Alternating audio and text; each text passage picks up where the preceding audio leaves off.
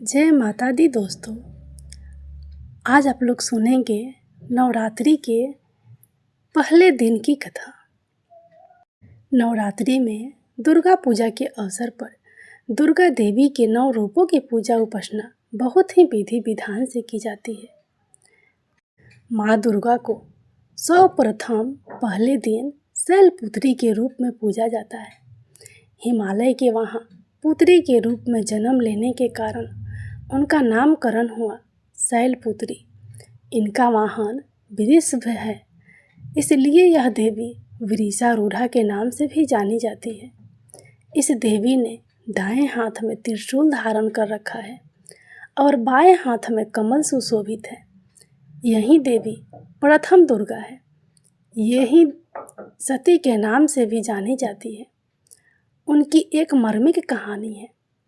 एक बार जब प्रजापति ने यज्ञ किया तो इसमें सारे देवताओं को निमंत्रित किया, भगवान शंकर को नहीं। सती यज्ञ में जाने के लिए विकल हो उठी। शंकर जी ने कहा कि सारे देवताओं को निमंत्रित किया गया है, उन्हें नहीं, ऐसे में वहाँ जाना उचित नहीं है। सती का प्रबल आग्रह देखकर शंकर जी ने उन्हें यज्ञ में जाने की अनुमति दे दी। सती जब घर पहुंची तो सिर्फ माँ ने ही उन्हें स्नेह दिया। बहनों की बातों में व्यंग्य और उपहास के भाव थे। भगवान शंकर के प्रति भी तिरस्कार का भाव है। दक्ष ने भी उनके प्रति अपमानजनक वचन कहे। इससे सती को क्लेश पहुंचा। वे अपने पति का यह अपमान न सह सकी और हवन कुंड द्वारा अपने को जलाकर भस्म कर लिया। इस दारुण दुख से व्यथित होकर शंकर भगवान ने उस यज्ञ का विध्वंस करा दिया।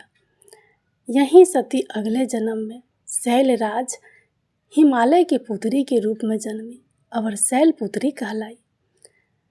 पार्वती और हेमवती भी इसी देवी के अन्य नाम है। शैलपुत्री का विवाह भी भगवान शंकर से हुआ। शैलपुत्री शिव जी की अर्धांगिनी बनी। इसका महत्व और शक्ति अनंत है। शैलपुत्री माता की जय। अब सुनिए नवरात्रि में 9 दिन सुने जाने वाली माँ दुर्गा की कथा और आरती।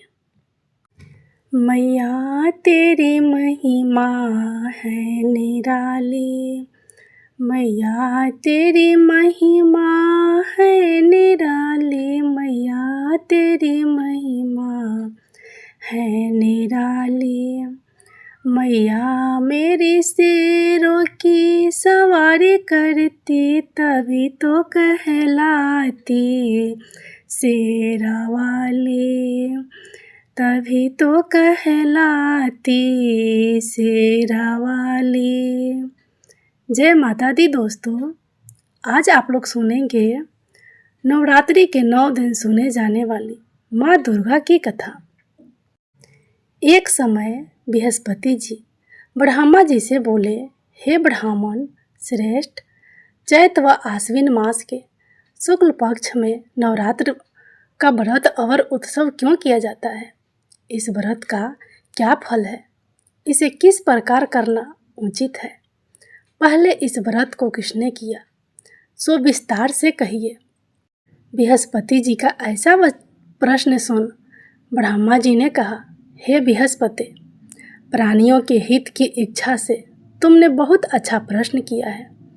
जो मनुष्य मनोरथ पूर्ण करने वाली दुर्गा, महादेव, सूर्य और नारायण का ध्यान करते हैं, वे मनुष्य धन्य हैं। यह नवरात्र व्रत संपूर्ण कामनाओं को पूर्ण करने वाला है। इसके करने से पुत्र की कामना वाले को पुत्र, धन की लालसा वाले को धन, विद्या की चाहने वाले को विद्या और सुख की इच्छा वाले को सुख मिलता है। इस व्रत को करने से रोगी मनुष्य का रोग दूर हो जाता है, मनुष्य की संपूर्ण विपत्तियाँ दूर हो जाती है और घर में समृद्धि की वृद्धि होती है। बाझिन को पुत्र प्राप्त होता है, समस्त पापों से छुटकारा मिल जाता है और मन का मनोरथ सिद्ध हो जाता है। जो मनुष्य इस नवरात्र व्रत को नहीं करता वह अनेक दुखों को भोगता है और कष्ट व रोग से पीड़ित हो अंगहीनता को प्राप्त होता है। उसके संतान नहीं होती और वह धन्य धान्य से रहित हो भूख और प्यास से व्याकुल घूमता फिरता है तथा संज्ञाहीन हो जाता है। जो साधवा स्त्री इस व्रत को नहीं करती वह पति सुख से वंचित हो नाना दुखों को भोगती है।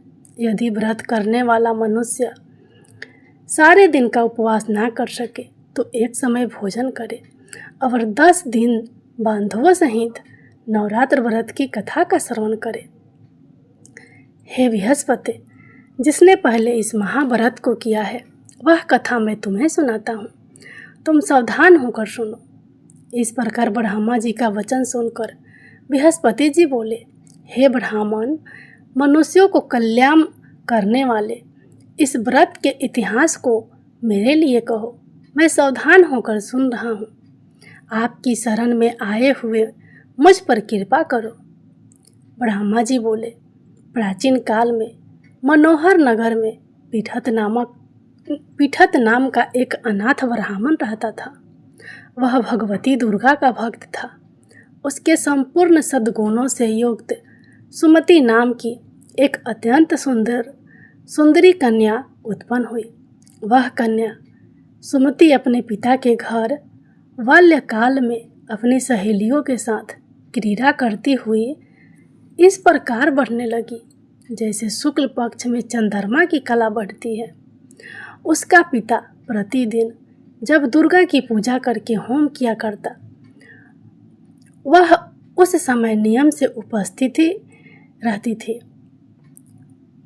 एक दिन सुमति अपनी सखियों के साथ खेल में लग गई और भगवती के पूजन में उपस्थित नहीं हुई।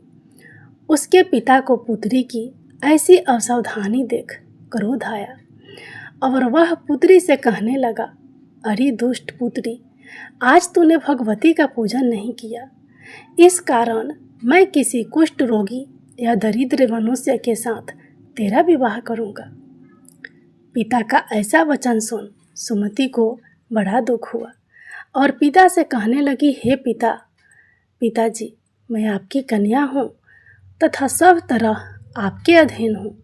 जैसी आपकी इच्छा हो वैसा ही करो। राजा से, कुष्ठी से, दरिद्र से अथवा जिसके साथ चाहो मेरा विवाह कर दो, पर होगा वही जो मेरे भाग्य में लिखा है।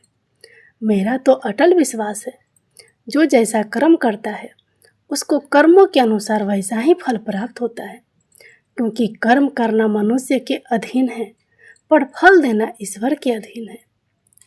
जैसे अग्नि में पड़ने से तृणादि उसको अधिक प्रदीप्त कर देते हैं, इस प्रकार कन्या के निर्भयता से कहे हुए वचन सुन उस ब्राह्मण ने क्रोधित हो अपनी कन्या का विवाह एक कुष्ठी के साथ कर ही दिया और अत्यंत क्रोधित हो पुत्री से कहने लगा, हे पुत्री, अपने कर्म का फल भोगो, देखे भाग्य के भरोसे रहकर क्या करती हो। पिता के ऐसे कटु वचनों को सुन सुमति मन में विचार करने लगी, आहो, मेरा बड़ा दुर्भाग्य है जिससे मुझे ऐसा पति मिला। इस तरह अपने दुख का विचार करती हुई वह कन्या अपने पति के साथ वन में चली गई और डरावने कुशायुक्त उस निर्जन वन में उन्होंने वह रात बड़े कष्ट से व्यतीत की। उस गरीब बालिका की ऐसी दशा देख देवी भगवती ने पूर्व पुण्य के प्रभाव से प्रकट हो सुमति से कहा, हे दीन ब्राह्मणी, मैं तुझसे प्रसन्न हूँ, तुम जो चाहो सो वरदान मांग सकती हो। भगवती दुर्गा का यह वचन सुन ब्राह्मणी ने कहा, आप कौन हैं? वह सब मुझसे कहो। ब्राह्मणी का ऐसा वचन सुन देवी ने कहा कि मैं आदि शक्ति भगवती हूँ और मैं ही ब्रह्मा विद्या व सरस्वती हूँ। प्रसन्न होने पर मैं प्राणियों का दुख दूर कर उनको सुख प्रदान करती हूँ। हे ब्राह्मणी, मैं तुझ पर तेरे पूर्व जन्म के पुण्य के प्रभाव से प्रसन्न हूँ। तुम्हारे पूर्व जन्म का वृतांत सुनाती हूँ, सुनो। तो पूर्व जन्म में निषाद यानी भील की स्त्री थी और अति पतिव्रता थी। एक दिन तेरे पति निषाद ने चोरी की। चोरी करने के कारण तुम दोनों को सिपाहियों ने पकड़ लिया और ले जाकर जेलखाने में कैद कर दिया। उन लोगों ने तुझको और तेरे पति को भोजन भी नहीं दिया। इस प्रकार नवरात्र के दिनों में तुमने ना तो कुछ खाया और ना जल ही पिया। इस प्रकार 9 दिन तक नवरात्र का व्रत हो गया। हे ब्राह्मणी, उस दिनों में जो व्रत हुआ, उस व्रत के प्रभाव से प्रसन्न होकर मैं तुझे मनवांछित वर देती हूँ। तुम्हारी जो इच्छा सो मांगो। इस प्रकार दुर्गा के वचन सुन ब्राह्मणी बोली, अगर आप मुझ पर प्रसन्न हैं तो हे दुर्गे, मैं आपको प्रणाम करती हूँ। कृपया मेरे पति का कोढ़ दूर करो। देवी ने कहा, उन दिनों तुमने जो व्रत किया था, उस व्रत का 1 दिन का पुण्य पति का कोढ़ दूर करने के लिए अर्पण करो। उस पुण्य के प्रभाव से तेरा पति कोढ़ से मुक्त हो जाएगा। ब्रह्मा जी बोले। इस प्रकार देवी के वचन सुन वह ब्राह्मणी बहुत प्रसन्न हुई और पति को निरोग करने की इच्छा से जब उसने तथास्तु, ठीक है, ऐसा वचन कहा, तब उसके पति का शरीर भगवती दुर्गा की कृपा से कुष्ठ रोग से रहित हो अति कांतिवान हो गया। वह ब्राह्मणी पति की मनोहर देह को देख देवी की स्तुति करने लगी। हे दुर्गे, आप दुर्गति को दूर करने वाली, तीनों लोकों का संताप हरने वाली, समस्त दुखों को दूर करने वाली, रोगी मनुष्य को निरोग करने वाली, प्रसन्न हो मनोवांछित वर देने वाली और दुष्टों का नाश करने वाली, जगत की माता हो। हे अम्बे, मुझ निरपराध अबला को मेरे पिता ने कुष्ठी मनुष्य के साथ विवाह कर दिया और घर से निकाल दिया। पिता से तिरस्कृत निर्जन वन में विचर रही हूँ। आपने मेरा इस विपदा से उद्धार किया है। हे देवी, आपको मैं प्रणाम करती हूँ, मेरी रक्षा करो। ब्रह्मा जी बोले, हे बृहस्पति, उस ब्राह्मणी की ऐसी स्तुति सुन देवी बहुत प्रसन्न हुई और ब्राह्मणी से कहा, हे ब्राह्मणी, तेरे उदाल्य नामक अति बुद्धिमान, धनवान, कीर्तिमान और जितेंद्रिय पुत्र शीघ्र उत्पन्न होगा।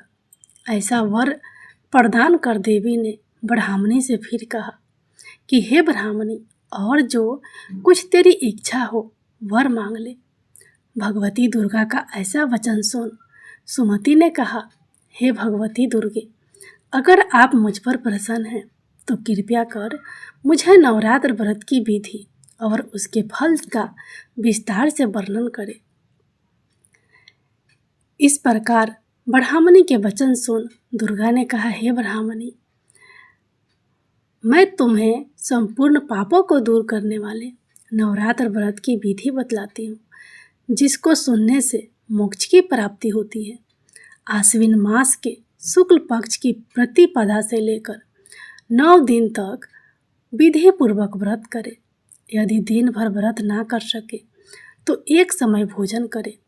विद्वान ब्राह्मणों से पूछकर घट स्थापन करे और वाटिका बनाकर उसको प्रतिदिन जल से सींचे।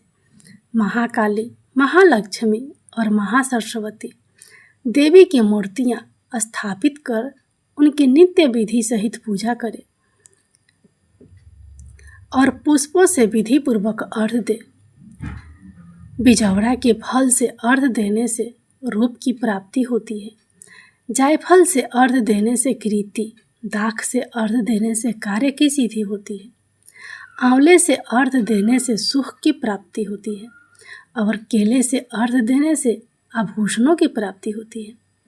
इस प्रकार पुष्पों व फलों से अर्घ देकर व्रत समाप्त होने पर 9वें दिन यथाविधि हवन करे।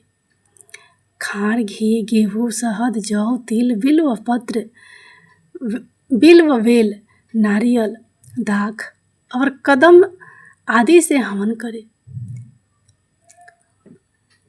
कदम्ब आदि से हवन करे। गेहूँ से होम करने से लक्ष्मी की प्राप्ति होती है। खीर एवं चंपा के पुष्पों से धन की और बेल पत्तों से तेज व सुख की प्राप्ति होती है। आंवले से कृति की और केले से पुत्र की, कमल से राज सम्मान की और दाखों से संपदा की प्राप्ति होती है। खांड, घी, नारियल, शहद, जौ और तिल तथा फलों से होम करने से मनवांछित वस्तु की प्राप्ति होती है। व्रत करने वाला मनुष्य इस विधि विधान से होम कर आश्चर्य को अत्यंत नम्रता के साथ प्रणाम करे और यज्ञ की सिद्धि के लिए उसे दक्षिणा दे। इस प्रकार बताई हुई विधि के अनुसार जो व्यक्ति व्रत करता है उसके सब मनोरथ सिद्ध होते हैं। इसमें तनिक भी संदेह नहीं है। इन 9 दिनों में जो कुछ दान आदि दिया जाता है उसका करोड़ों गुना फल मिलता है। इस नवरात्र व्रत करने से अश्वमेध यज्ञ का फल मिलता है। हे ब्राह्मणी, इस संपूर्ण कामनाओं को पूर्ण करने वाले उत्तम व्रत को तीर्थ, मंदिर अथवा घर में विधि के अनुसार करें। ब्रह्मा जी बोले, हे बृहस्पति, इस प्रकार ब्राह्मणी को व्रत की विधि और फल बताकर देवी अंतर ध्यान हो गई। जो मनुष्य, स्त्री या पुरुष इस व्रत को भक्ति पूर्वक करता है वह इस लोक में सुख प्राप्त कर अंत में दुर्लभ मोक्ष को प्राप्त होता है। हे बृहस्पति, यह इस दुर्लभ व्रत का महात्म्य है जो मैंने तुम्हें बतलाया है। यह सुन बृहस्पति जी आनंद से प्रफुल्लित हो ब्रह्मा जी से कहने लगे कि हे ब्राह्मण, आपने मुझ पर कृपा की जो मुझे इस नवरात्रि व्रत का महात्म्य सुनाया। ब्रह्मा जी बोले कि हे बृहस्पति, यह देवी भगवती शक्ति संपूर्ण लोकों का पालन करने वाली है। इस महादेवी के प्रभाव को कौन जान सकता है? बोलो देवी भगवती की जय। अब सुनिए माँ दुर्गा की आरती। जय अम्बे गौरी मैया, जय मंगल मूर्ति, तुमको निशिदिन धावत हरि ब्रह्मा शिवरी। ओम जय अम्बे गौरी, मांगे सिंदूर विराजत टीको मृगद मध्य को, उज्ज्वल से दो नैना चंद्र बदन नीको। जय अम्बे गौरी, कनक समान कलेवर रक्तांबर राजे, रक्त पुष्प गल माला कंठन पर साजे। जय अम्बे गौरी, के हरि वाहन राजत खंडक खपर धारी, सुर नर मुनि जन सेवत तिनके दुख हारी। जय अम्बे गौरी, कानन कुंडल शोभित नासाग्रे मोती, कोटि के चंद्र दिवाकर राजत सम ज्योति। जय अम्बे गौरी, शुंभे निशुंभ बिडारे महिषासुर धाती, धूम्र विलोचन नैना निशिदिन मदमाती। जय अम्बे गौरी, 64 योगिनी मंगल गावे नित्य करत भैरू, बाजत ताल मृदंगा अवरु बाजत डमरू। जय अम्बे गौरी, भुजाचार अति शोभित खंडक खपर धारी, मनवंचित फल पावत सेवत नर नारी। जय अम्बे गौरी, कंचन थाल विराजत अगर कपूर बाती, श्रीमाल के तुम राजत कोटि रतन ज्योति, जय अम्बे गौरी। श्री अम्बे जी की आरती जो कोई नर गावे, कहत शिवानंद स्वामी सुख संपत्ति पावे। जय अम्बे गौरी, मैया जय श्यामा गौरी। एक बार प्रेम से बोलिए शेरा वाली माता की जय। श्री दुर्गा सप्तशती पाठ का पहला अध्याय। इस अध्याय में मेधा ऋषि का राजा सुरथ और समाधि को देवी की महिमा बताते हुए मधु कैटभ वध का प्रसंग सुनेंगे। महर्षि मकरंद बोले, सूर्य के पुत्र सवर्णी की उत्पत्ति की कथा विस्तार पूर्वक कहता हूँ, सुनो। सवर्णी महामाया की कृपा से जिस प्रकार मनवंतर के स्वामी हुए उसका भी हाल सुनो। पहले सवारोचिस नामक राज्य था। वह प्रजा को अपने पुत्र के समान मानते थे, तो भी कोला विध्वंसी राजा उनके शत्रु बन गए। दुष्टों को दंड देने वाले राजा सूरथ की उनके साथ लड़ाई हुई। कोला विध्वंसियों के संख्या में कम होने पर भी राजा सूरथ युद्ध में उनसे हार गए। तब वह अपने नगर में आ गए। केवल अपने देश का राज्य ही उनके पास रह गया और वह उसी देश के राजा होकर राज्य करने लगे। किंतु उनके शत्रुओं ने उन पर वहां आक्रमण किया। राजा को बलहीन देखकर उसके दुष्ट मंत्रियों ने राजा की सेना और खजाना अपने अधिकार में कर लिया। राजा सूरथ अपने राज्य अधिकार को हार कर शिकार खेलने के बहाने घोड़े पर सवार होकर वहां से एक भयंकर वन की ओर चले गए। उस वन में उन्होंने महर्षि मेधा का आश्रम देखा। वहां मेधा महर्षि अपने शिष्यों तथा मुनियों से सुशोभित बैठे हुए थे और वहां कितने ही हिंसक जीव परम शांति भाव से रहते थे। राजा सूरथ ने महर्षि मेधा को प्रणाम किया और महर्षि ने भी उनका उचित सत्कार किया। राजा सूरथ महर्षि के आश्रम में कुछ समय तक ठहरे। अपने नगर की ममता के आकर्षण से राजा अपने मन में सोचने लगे, पूर्व काल में पूर्वजों ने जिस नगर का पालन किया था वह आज मेरे हाथ से निकल गया। मेरे दुष्ट एवं दुरात्मा मंत्री मेरे नगर की अब धर्म से रक्षा कर रहे होंगे या नहीं। मेरा प्रधान हाथी जो कि सदा मद की वर्षा करने वाला और शूरवीर था, मेरे वैरियों के वश में होकर न जाने क्या दुख भोग रहा होगा। मेरे आज्ञाकारी नौकर जो मेरी कृपा से धन और भोजन पाने से सदैव सुखी रहते थे और मेरे पीछे पीछे चलते थे, वह अब निश्चय ही दुष्ट राजाओं का अनुसरण करते होंगे तथा मेरे दुष्ट एवं दुरात्मा मंत्रियों द्वारा व्यर्थ ही धन को व्यय करने से संचित किया हुआ मेरा खजाना एक दिन अवश्य खाली हो जाएगा। इस प्रकार की बहुत सी बातें सोचता हुआ राजा निरंतर दुखी रहने लगा। एक दिन राजा सूरथ ने महर्षि मेधा के आश्रम के निकट एक वैश्य को देखा। राजा ने उससे पूछा, भाई तुम कौन हो? यहाँ तुम्हारे आने का क्या कारण है?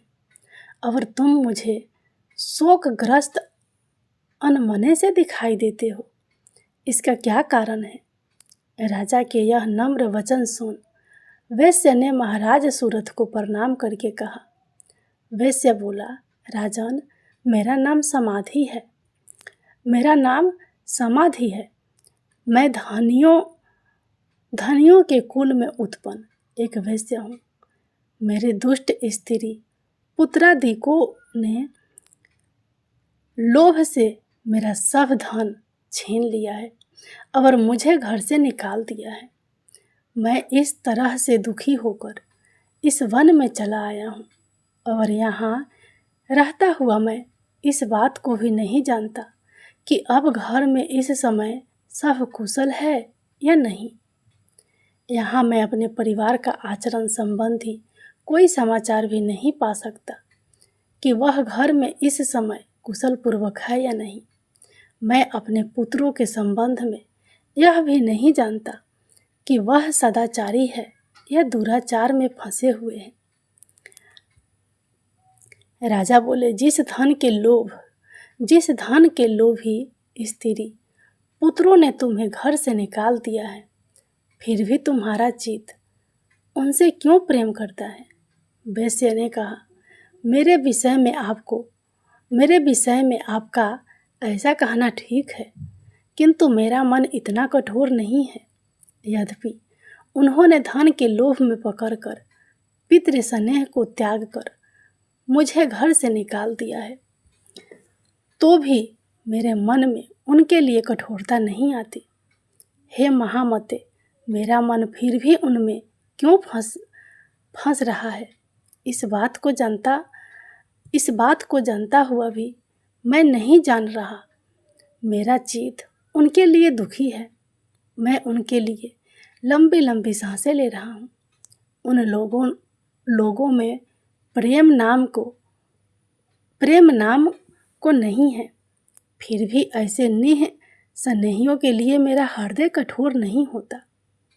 महर्षि मकरंद जी ने कहा, हे ब्राह्मण, इसके पश्चात महाराज सूरथ और वह वैश्य दोनों महर्षि मेधा के समीप गए और उनके साथ यथा योग्य न्याय संभाषण करके दोनों ने वार्ता आरंभ की।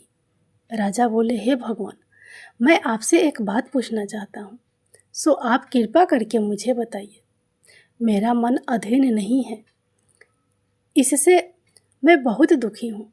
राज्य धनादि की चिंता अभी तक मुझे बनी हुई है और मेरी यह ममता अज्ञानियों की तरह बढ़ती ही जा रही है। और यह समाधि नामक वैश्य भी अपने घर से अपमानित होकर आया है। इसके सब जनों ने भी इसे त्याग दिया है। सब जनों से त्यागा हुआ भी यह उनसे हार्दिक प्रेम रखता है। इस तरह हम दोनों ही दुखी हैं। हे महाभाग, उन लोगों के अवगुणों को देखकर भी हम दोनों के मन में उनके लिए ममता जनित आकर्षण उत्पन्न हो रहा है। हमारे ज्ञान रहते हुए भी ऐसा क्यों है? अज्ञानी मनुष्यों की तरह हम दोनों में यह मूर्खता क्यों है? महर्षि मेधा ने कहा, विषम मार्ग का ज्ञान सब जंतुओं को है। सबों के लिए विषय पृथक पृथक होते हैं। कुछ प्राणी दिन में नहीं देखते और कुछ रात को, परंतु कई जीव ऐसे हैं जो दिन तथा रात दोनों में देख सकते हैं। यह सत्य है कि मनुष्यों में ज्ञान प्रधान है, किंतु केवल मनुष्य ही ज्ञानी नहीं होता। पशु पक्षी आदि भी ज्ञान रखते हैं। जैसे यह पशु पंछी ज्ञानी है, वैसे ही मनुष्यों का ज्ञान है, और जो ज्ञान मनुष्यों में वैसे ही पशु पक्षियों में है, तथा अन्य बातें भी दोनों में एक जैसी पाई जाती है। ज्ञान होने पर भी इन पंछियों की ओर देखो कि अपने भूख से पीड़ित बच्चों की चोंच में कितने प्रेम से अन्न के दाने डालते हैं। हे राजन, ऐसा ही प्रेम मनुष्यों में अपने संतान के प्रति भी पाया जाता है।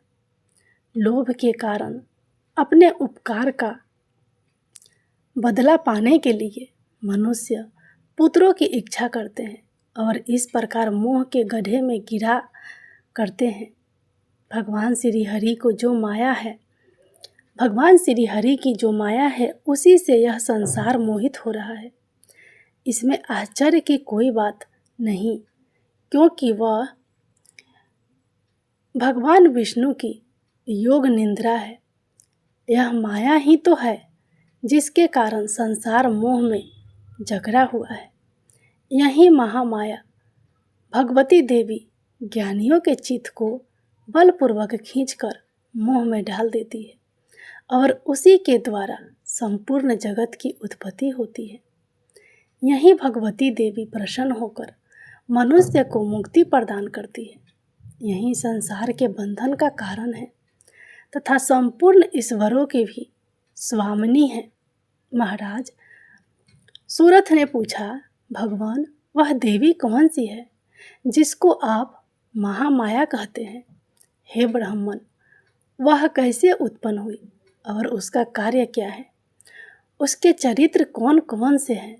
प्रभु, उसका जैसा प्रभाव हो, जैसा स्वरूप हो, वह सब ही कृपा कर मुझसे कहिए, मैं आपसे सुनना चाहता हूँ। महर्षि मेधा बोले, राजन, वह देवी तो नित्य स्वरूपा है।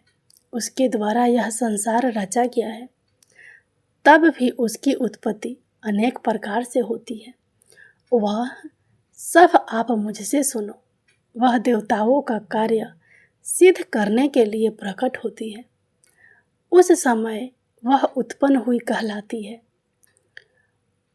संसार को जलमय करके जब भगवान विष्णु योग निद्रा का आश्रय लेकर शेष शैया पर सो रहे थे, तब मधुकैटभ नाम के 2 असुर उनके कानों में मैल से प्रकट हुए और वह श्री ब्रह्मा जी को मारने के लिए तैयार हो गए।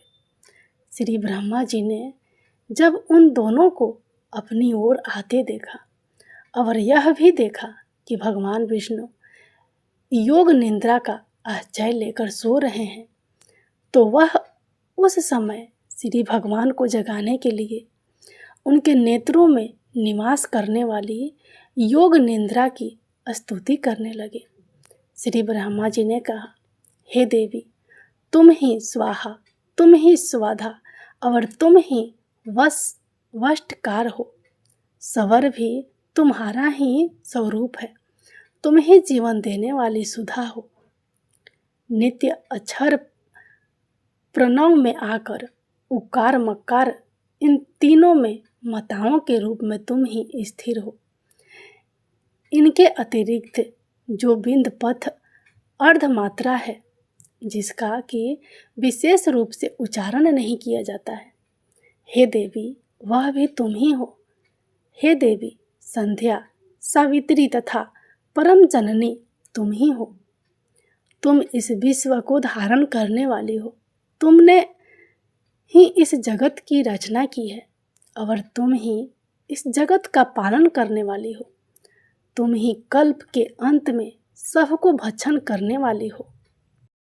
हे देवी, जगत की उत्पत्ति के समय तुम सृष्टि रूपा होती हो, पालन काल में स्थित रूपा हो और कल्प के अंत में संहार रूप धारण कर लेती हो। तुम ही महाविद्या, महामाया, महामेधा, महारात्रि और मोह रात्रि हो। श्री ईश्वरी और बोध स्वरूपा बुद्धि भी तुम ही हो। लज्जा, पुष्टि, तुष्टि, शांति और क्षमा भी तुम ही हो। तुम खंडक धारणी, धूल धारणी, घोर रूपा तथा गदा, चक्र, शंख और धनुष को धारण करने वाली हो। बाण, भूसुंडी और परिधेय, यह भी तुम्हारे ही अस्त्र है। तुम सौम्य और सौम्यतर हो। यही नहीं, बल्कि जितनी भी सौम्य तथा सुंदर वस्तुएं इस संसार में हैं, उन सबसे बढ़कर सुंदर तुम हो। पर अवर अपर, सब से पर रहने वाली सुंदर तुम ही हो। सर्वस्वरूप देवी, जो भी सअस्त पदार्थ है और उनमें जो शक्ति है, वह तुम ही हो। ऐसी अवस्था में भला तुम्हारी स्तुति कौन कर सकता है? इस संसार की सृष्टि, पालन और संहार करने वाले जो भगवान हैं, उनको भी जब तुमने निंद्रा के वशीभूत कर दिया है, तो फिर तुम्हारा स्तुति कौन कर सकता है? मुझे भगवान विष्णु तथा भगवान शंकर को शरीर धारण कराने वाली तुम ही हो। तुम्हारी स्तुति करने की शक्ति किसमें है? हे देवी, तुम तो अपने इन उदार प्रभावों के कारण ही प्रशंसनीय हो। मधु और कैटभ जो भयंकर असुर है, इन्हें मोह में डाल दो और श्री हरि भगवान विष्णु को भी जल्दी जगा दो और उनमें इनको मार डालने की बुद्धि भी उत्पन्न कर दो। महर्षि मेधा बोले, हे राजन, जब श्री ब्रह्मा जी ने देवी से इस प्रकार स्तुति करके भगवान को जगाने तथा मधु और कैटभ को मारने के लिए कहा, तो वह भगवान श्री विष्णु के नेत्र, मुख्य, नासिका, बाहु, हृदय और वक्ष स्थल से निकल ब्रह्मा जी के सामने खड़ी हो गई। उनका ऐसा करना था कि भगवान श्री हरि तुरंत जाग उठे और दोनों असुरों को देखा, जो कि अत्यंत बलवान तथा पराक्रमी थे और मारे क्रोध के जिनके नेत्र लाल हो रहे थे और जो ब्रह्मा जी का वध करने के लिए तैयार थे। तब क्रुद्ध हो उन दोनों दुरात्माओं असुरों के साथ भगवान श्री हरि पूरे 5000 वर्ष तक लड़ते रहे। एक तो वह अत्यंत बलवान तथा पराक्रमी थे, दूसरे महामाया ने भी उन्हें मोह में डाल रखा था। अतः वह श्री भगवान से कहने लगे, हम दोनों तुम्हारी वीरता से अत्यंत प्रसन्न हैं, तुम हमसे कोई वर मांगो। भगवान ने कहा, यदि तुम मुझ पर प्रसन्न हो तो अब तुम मेरे हाथों से मर जाओ, बस इतना सा ही वर मैं तुमसे मांगता हूँ। यहाँ दूसरे वर से क्या प्रयोजन है। महर्षि मेधा बोले, इस तरह से जब वह धोखे में आ गए और अपने चारों ओर जल ही जल देखा, तो भगवान श्री हरि से कहने लगे, जहाँ पर जल ना हो, सूखी जमीन हो, उसी जगह हमारा वध कीजिए। महर्षि मेधा कहते हैं, तथा अस्तु कहकर भगवान श्री हरि ने उन दोनों को अपनी जांघ पर लिटाकर उन दोनों को सिर काट डाले। इस तरह से यह देवी श्री ब्रह्मा जी के स्तुति करने पर प्रकट हुई थी। अब तुमसे उनके प्रभाव का वर्णन करता हूँ, सो सुनो। आगे की कथा अगले अध्याय में सुनेंगे।